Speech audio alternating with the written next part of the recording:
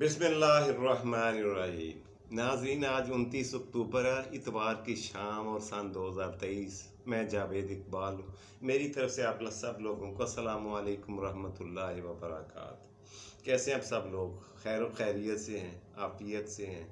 अल्लाह सुब्हानहू व तआला से दुआ है कि आप जहाँ भी हों अपने अहले खाना के साथ खुश व खुर्रम भी हों और महफूज भी। आमीन या रब्बुल आलमीन। जी नाज़रीन, शाम के प्रोग्राम में हम शाम के वीलॉग में हमारा सबसे पहला और मेन सेगमेंट होता है आज की कहानी। बड़ी खूबसूरत, बड़ी इंटरेस्टिंग स्टोरी आपकी खिदमत में पेश करने जा रहा हूँ। ज़रूरत सिर्फ और सिर्फ आपकी तवज्जो की है। मुझे उम्मीद है आप तवज्जो के साथ सुनेंगे, समझेंगे और परखेंगे कि कहानी क्या है, इसके अंदर कौन सी सबक छुपा हुआ है। बहुत बड़ा सबक, बहुत बड़ा राज, सीक्रेट, दानिशमंदी, अक्लमंदी का, जो सिर्फ तीसरी आंख रखने वालों के पास होता है। ये दो आंखें तो हम सब के पास होती है ना। जो अक्ल की तीसरी आंख है वो बहुत कम लोगों के पास होती है, लेकिन होती है। ये नामुमकिन नहीं है, मुश्किल से होती है। बड़ी मुश्किल से होता है चमन में दीदा वर पैदा। जी नाजरीन, कहानी इस तरह से है कि एक बहुत ही बड़ा खुशहाल मुल्क था पुराने वक्तों में, पुराने ज़माने में। बादशाह सलामत जो थे बड़े रहम दिल थे, बड़े अपनी रैयत और राया से, अवाम से बड़ा प्यार करते थे। उनके ऊपर टैक्सों का कम से कम बोझ डालने की वजह से कारोबारी हजरात की और किसानों की हौसला अफजाई करने की वजह से मुल्क खासा तरक्की याफ्ता और खुशहाल हो चुका था। दिन बहुत अच्छे गुजर रहे थे, वाकयात बहुत अच्छे हो रहे थे, हर तरफ से खैर और खैरियत की आवाज़ आ रही थी। एक दिन बादशाह सलामत बड़े खुशगवार मूड में अपने दरबार में बैठे हुए थे। देखते क्या है कि एक दूर से एक बंदा घोड़े पर सवार होकर, जिसके चेहरे से लेकर पांव तक धूल जमी हुई है, आके दरबार पर पेश हुआ और दरोगा से यानी चौकीदार से इजाज़त चाहिए कि मैं बादशाह सलामत से मिलना चाहूँगा। दरोगा ने मना किया। चौकीदार ने कहा कि आप पेशगी इजाज़त के बगैर बादशाह सलामत से मुलाकात नहीं कर सकते। खैर, ये बहसो तमीज़ बादशाह के कानों तक पहुंची, जो अपने तख्त पर बैठा हुआ था बड़े खुशगवार माहौल और मूड में। उसने चौकीदार को इशारा किया, इसको अंदर आने दो। उसकी तलाशी ली, उसको अंदर जाने दिया। घोड़े से नीचे उतरा, पैदल चलते हुए, अपने कपड़े झाड़ता हुआ, साफ करता हुआ बादशाह सलामत के सामने पेश हुआ। बादशाह सलामत ने आमद की वजह पूछी कि बोलो, कौन सी ऐसी मुश्किल है, कौन सी ऐसी कयामत है, कौन सी ऐसी मुश्किल मुसीबत है जो तुम्हें खींच कर मेरे पास इस तरह से अचानक और फौरी तौर पर जिसने आने पे मजबूर किया, वजह क्या है?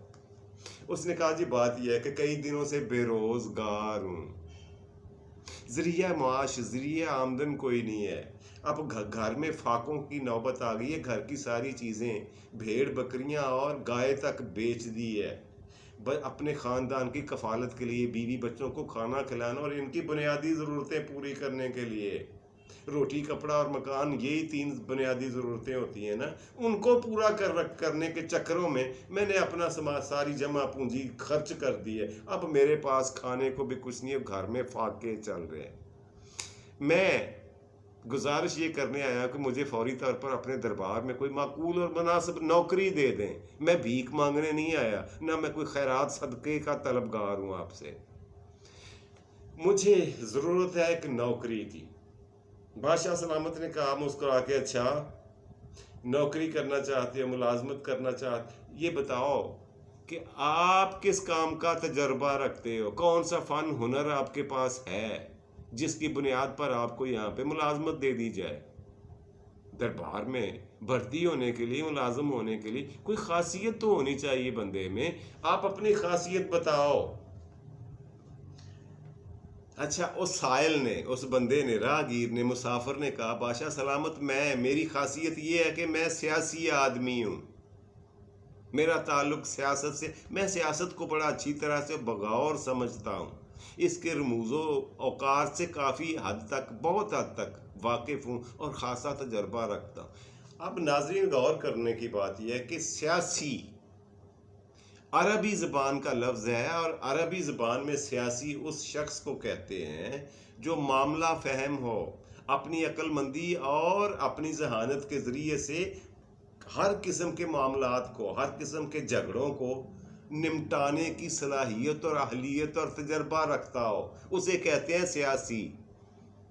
हमने सियासी का मतलब भी मुख्तलिफ और बिल्कुल ही अजीब किस्म का रख लिया है। हम सिर्फ उस बंदे को सियासी कहते हैं जो मुल्की मामलात चलाने का तजर्बा होता है जिसके पास, उसे कहते हैं सियासी। लेकिन ये मैंने आपकी खिदमत में अर्ज़ किया कि अरबी ज़बान का लफ्ज़ है और इसका मतलब होता है मामला फहम आदमी, अक्लमंद, सियाना, दयानत, दाना और मामला फहम।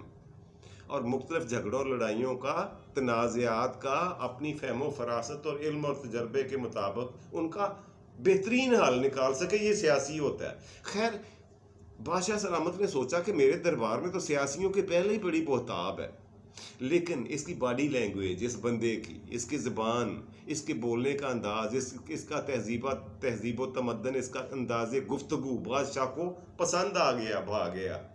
बादशाह ने सोचा चलो इसको किसी न किसी काम पे रख लेते हैं। बादशाह सलामत ने अपने असिस्टेंट से पूछा, अपने किसी मुलाजम से, कि दरबार में कोई वैकेंसी है, कोई सीट खाली है।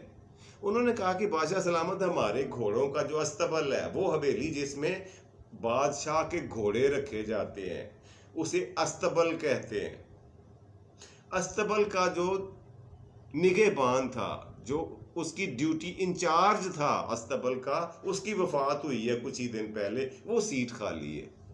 बादशाह सलामत ने कहा चलो वक्ती तौर पर इस बंदे को वहीं पे एडजस्ट कर लेते हैं, उसी के वहीं पे इसे रख लेते हैं अस्तबल में, घोड़ों की निगरानी के लिए, उनकी देखभाल के लिए इंचार्ज मुकर्रर कर दिया गया जी। कहते हैं कि 2-3-4 महीने गुजर गए। बादशाह सलामत टहलते टहलते वक्त देखकर एवं लाशौरी तौर पर चलते चलते अस्तबल में चले गए, घोड़ों के दरमियान जाकर खड़े हुए और उस बंदे से, उस साइल से, उस जो नया मुलाजम था, उससे एक सवाल किया कि चलो आज इसका टेस्ट भी हो जाए, इसकी मामला फहमी का, इसकी दयानत का, इसकी दानाई का, अक्लमंदी का हम इम्तहान भी ले लेते हैं। ऐसे ही बादशाह सलामत ने कहा, अल्लाह के बंदे ये बताओ कि इन सारे घोड़ों में से ये एक मेरा घोड़ा है, ये मुझे सबसे ज़्यादा पसंद है और सबसे ज़्यादा कीमत खर्च कर, सबसे ज़्यादा इसका मुआवजा देकर मैंने इसे ख़रीदा है। आपकी राय इस घोड़े के बारे में क्या कहना चाहोगे इसके बारे में? इस घोड़े को कैसा पाया तुमने? उस बंदे ने, मुलाजिम ने कहा, बादशाह सलामत अगर जान की अमान पाऊँ तो सच बोलूँ? उन्होंने कहा बोलो, वादा करते हैं अगर तुम्हारी बात बुरी भी लगी तो हम तुम्हें सजा नहीं देंगे। उसने जब वादा ले लिया तो उसने कहा, हुजूरे वाला बादशाह सलाम, आपकी बादशाही सलामत रहे, आपकी अक्लमंदी, आपकी फहमो फरासत बजा, अन्नदाता है आप पूरे मुल्क के, मगर जो सवाल आपने मेरे से किया है उसका जवाब मैं दयानतदारी से देने जा रहा हूँ। असलियत और हकीकत ये है कि ये घोड़ा जिस नस्ल का समझकर आपने खरीदा हुआ है, ना ये असली है और ना नस्ली है। बादशाह सलामत हैरान जरूर, अब उसे तैश क्या आता, गुस्सा क्या आता, इसलिए कि बादशाह सलामत ने खुद जाकर वो साथ वाले मुल्क से उस शख्स से खरीदा था जो कई नस्लों से घोड़ों का काम करता है। वो तो घोड़े की आवाज़ सुनकर, घोड़े के पैरों की आवाज़ सुनकर, टापों की आवाज़ सुनकर, घोड़े के हिनहिनाने की आवाज़ सुनकर उसके असल और नस्ल होने का पता देता है। इतना तजर्बाकार आदमी है जिससे मैंने ये घोड़ा ख़रीदा है, ये गैर नस्ली और गैर असली कैसे हो सकता है? ये मुमकिन नहीं है, लेकिन मैं इसकी पैरवी ज़रूर करूँगा, इसकी बात की, इसने जो बात मेरे से करी है उसका मैं पीछा ज़रूर करूँगा, उसकी हकीकत तक ज़रूर पहुँचने की कोशिश करूँगा। बादशाह सलामत ने रखते सफ़र बांधा, अपने वज़ीरों सफ़ीरों का काफ़िला साथ लिया और उसी मुल्क, उसी कबीले के पास चले गए जहाँ से घोड़ा ख़रीदा था। उसे जाकर पूरी जोश और जज्बे के साथ, गुस्से के आलम में पूछा कि बताओ तुमसे वो जो घोड़ा मैंने असील नस्ल का ख़रीदा है, वो असली और नस्ली है? उस बंदे ने बादशाह सलामत के चेहरे पे जब गैज़ो गज़ब देखा, तैश देखा, गुस्से की इंतहा देखी, तो उसको सच बोलना पड़ा। उसने कहा बादशाह सलामत माफ़ी चाहता हूँ, ये घोड़ा माँ बाप के लिहाज से असली भी है और नस्ली भी। इसकी माँ भी और इसका बाप भी असीली थे, असली नस्ल के थे। मगर मगर मगर जब ये पैदा हुआ, ये बच्चा, ये घोड़ा, तो इसकी माँ उसी वक्त फौत हो गई थी, वफात पा गई थी। इसको पालने के लिए ज़रूरी था कि कोई किसी ऐसे जानवर का दूध पिलाया जाए जो ताज़ा ताज़ा, जिसने बच्चे को जन्म दिया हो। मेरे पास एक गाय थी, मैंने घोड़ी का दूध पिलाने की बजाय इसको गाय का दूध पिला दिया। इसके अलावा इसकी नस्ल में कोई शक नहीं। बादशाह सलामत ने कहा उल्लू के पट्टे, इससे बड़ी क्या हकीकत हो सकती है कि ये अपनी नस्ल का इसने दूध ही नहीं पिया, तो फिर ये असली और नस्ली कैसे हो सकता है। खैर, बादशाह सलामत पलटे, हैरानी के आलम में वापस अपने मुल्क, अपने दरबार, अपने महल में तशरीफ ले आए और अगले दिन उसी बंदे को बुलवाया जिसको नया मुलाजम रखा था। उसको बोला, यार बात सुनो, बात तो तुम्हारी ठीक है, मैंने तहकीक की है, इंक्वायरी की है, इन्वेस्टिगेशन की है, बात तुम्हारी सही निकली है, लेकिन एक वजह तो बताओ कि तुमने ये शनाख्त कैसे कर लिया जो चीज़ मेरे से छुपी हुई थी कई सालों से। यहाँ मौजूद किसी बंदे ने इस बात की निशानदही नहीं की, और तुमने कैसे जान लिया, तुम्हें कैसे पता चल गया कि ये घोड़ा असली नहीं है, नस्ली नहीं है। उसने कहा बादशाह सलामत ये भी सुन लीजिए, वजह भी बताए देता। जो घोड़े होते हैं ना, घोड़े, वो जब घास खाते हैं ना, चारा खाते हैं, तो वो अपना मुंह भरकर अपनी गर्दन और चेहरा ऊपर उठा लेते हैं। गौर कीजिएगा, उनका ये जिबिल्लत होती है, पैदाइशी आदत होती है, ये इनकी नस्ल में रची बची एक बात है कि ये खाना मुंह में डालकर मुंह ऊपर करके खाते हैं। मगर मैं गौर कर रहा था कि ये घोड़ा जो है सर झुका कर खाना खाता है, चारा खाता है, गर्दन ऊपर करके या मुंह ऊपर करके नहीं, चबाता ही नहीं है। बादशाह बहुत हैरान परेशान, मगर उसकी फहमो फरासत का कायल होने लगा। उसने कहा बात तो वाकई इसने अपनी अक्लो फहमो फरासत और सूझबूझ से इतने बड़े राज का पर्दा उठा दिया, इतनी बड़ी मामले की जड़ तक पहुंच गया। ये बंदा वाकई सियासी है। बादशाह सलामत ने कहा कि बात यह है कि आप दरबार में तशरीफ़ लाओ। बादशाह सलामत ने उसे 6 बकरियां, 6 भेड़ें और कुछ अनाज तोहफे के तौर पर, इनाम के तौर पर दिया। कहा इन्हें अपने घर ले जाओ, आज जिसे ये मेरी तरफ से आपको तोहफा है, आपकी अक्लमंदी और दानाई का एक छोटा सा इनाम है। खैर, वो चीज़ें लेकर अपने घर चला गया। अगले दिन फिर ड्यूटी पर आ गया। बादशाह सलामत ने कहा कि इस तरह के सियाने, अक्लमंद और दना बंदे की ड्यूटी क्यों ना मैं अपनी सबसे प्यारी बीवी के साथ उसकी खिदमत पे मामूर कर दूं इसे। वहाँ पे शाही महल में जिस जगह पे, जिस कले में या जिस महल में उसकी सबसे प्यारी बीवी रहती है, वहाँ उसकी ड्यूटी लगा दी और कहा कि आप आज से मेरी बेगम साहिबा जो हैं इनके लिए खिदमात सार अंजाम देंगे, सर्विसेज इनकी मुहैया करेंगे। 2 महीने गुजर गए। 2 महीने गुजरने के बाद बादशाह सलामत बड़े मूड में थे, खुशगवार मूड में, और चलते चलते, टहलते टहलते अपनी उसी बेगम के, उसी बीवी के महल में आ गए। इस बंदे पे नजर पड़ी, मुलाजम, नए मुलाजम पे। बादशाह सलामत ने उसे मुखातब किया, और क्या हाल है तेरा, ठीक हो?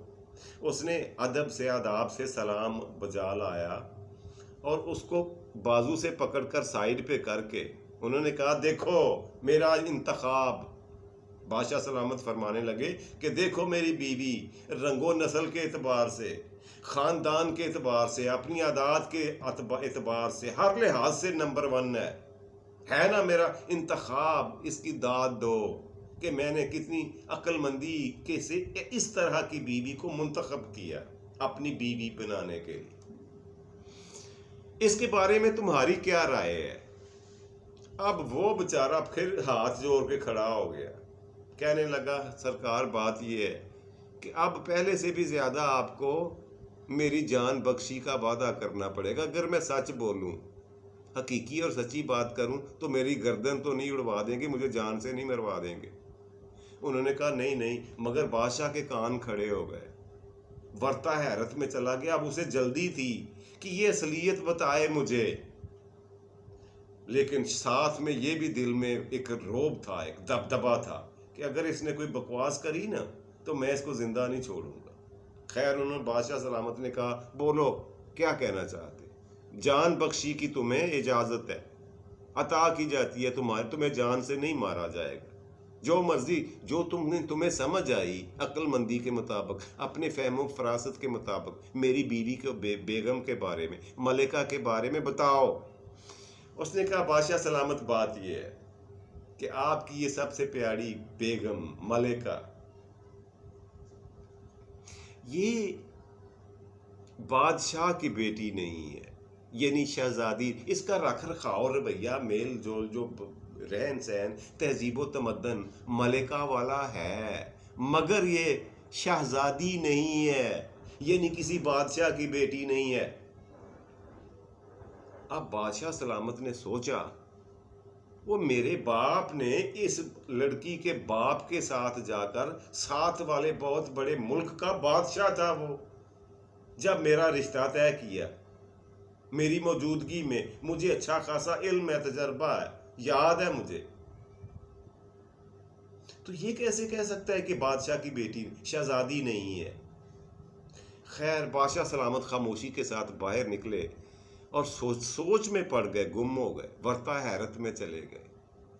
अब उन्होंने सोचा कि मैं पूछूं तो किससे पूछूं?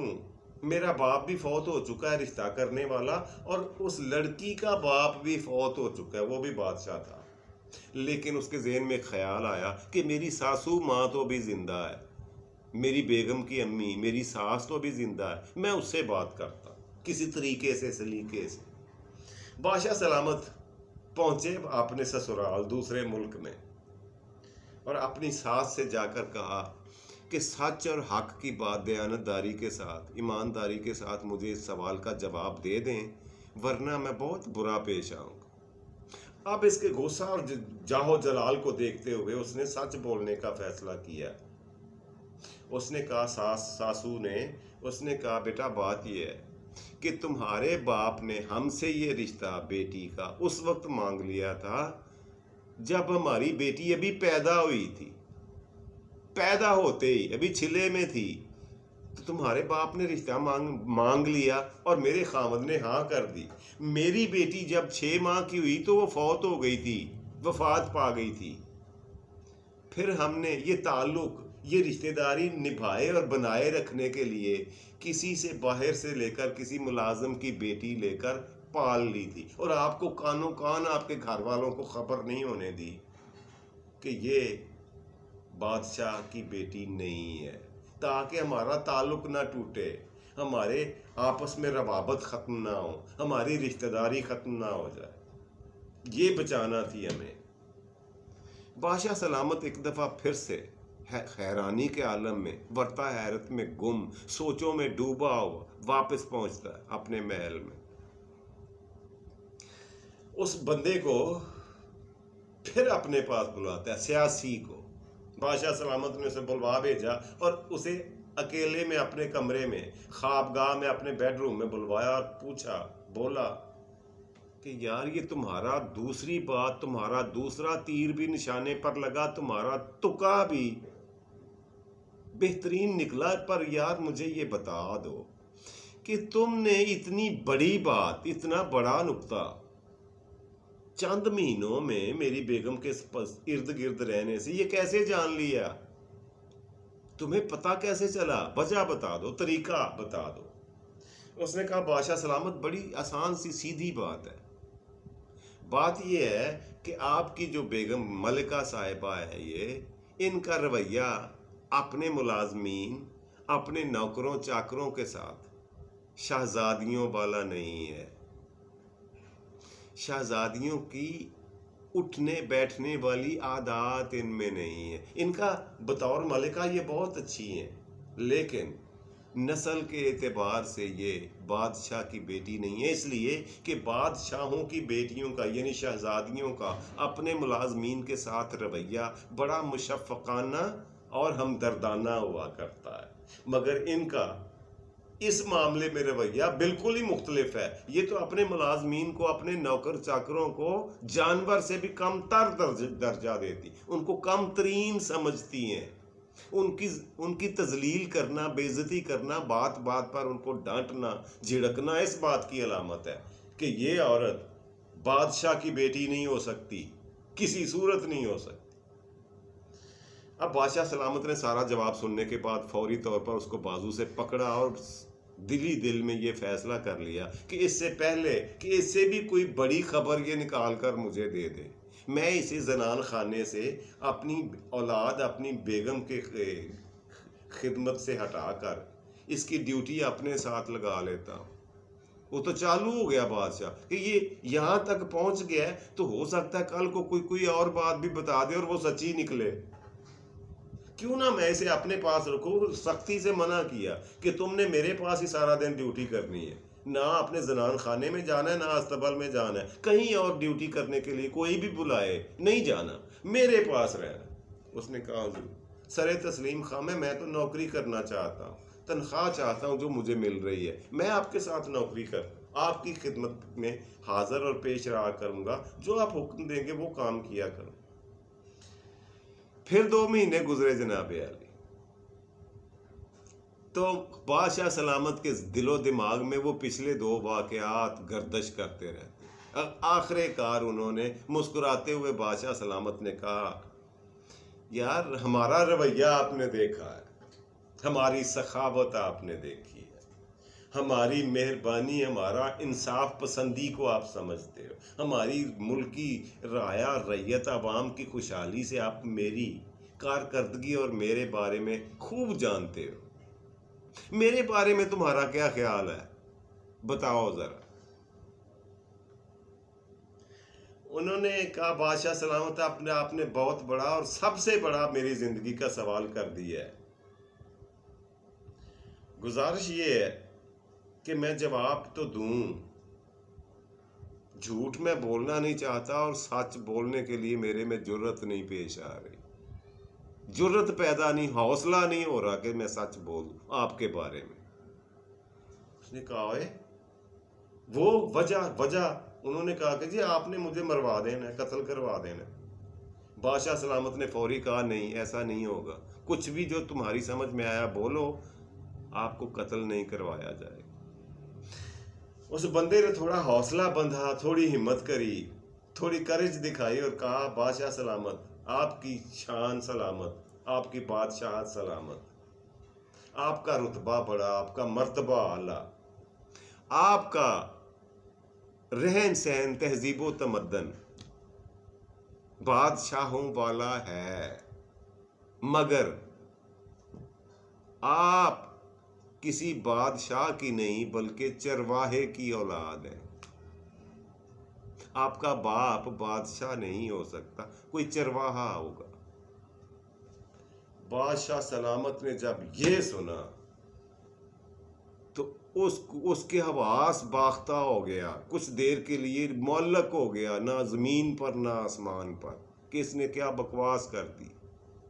जाहिर है जब किसी को भी इस तरह की बात बताई जाए तो वो कहाँ अपने होशो हवास में रहता है। थोड़ी देर बाद बादशाह सलामत ने पानी पिया ठंडा, थोड़ा हौसला हुआ, अपने हवास को कायम किया